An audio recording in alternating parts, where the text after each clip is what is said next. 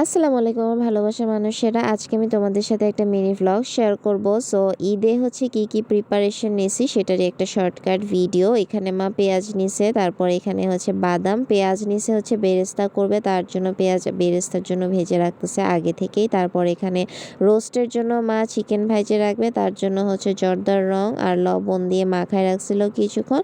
তারপর হচ্ছে এই যে এখন চিকেনগুলো ভাইজে নেবে, ওইদিকে মার বেরেস্তা করাও শেষ পেঁয়াজে। এখন আমি বাদামগুলো চটপট কেটে ফেলবো। এই দেখো কি সুন্দর কেটে ফেলছে বাদামগুলা।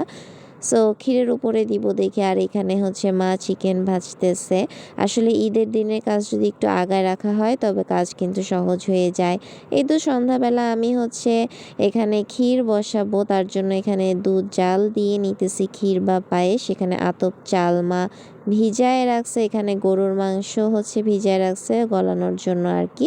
এরপর হচ্ছে দুধ ঘন হয়ে আসার পরে, মানে 4 লিটার দুধ হচ্ছে 2.5 লিটার হয়ে আসার পরে মা এখানে হচ্ছে আতপ চালগুলো এখন দিয়ে দিতেছে সুন্দরভাবে।